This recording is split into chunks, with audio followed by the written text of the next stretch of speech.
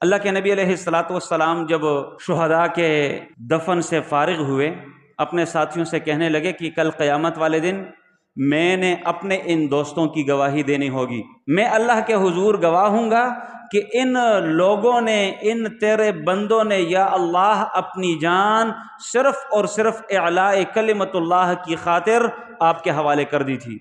और फिर अल्लाह के नबी अलैहिस्सलातु वस्सलाम ने यह भी फरमाया कि इन्हें गुस्ल भी ना दिया जाए।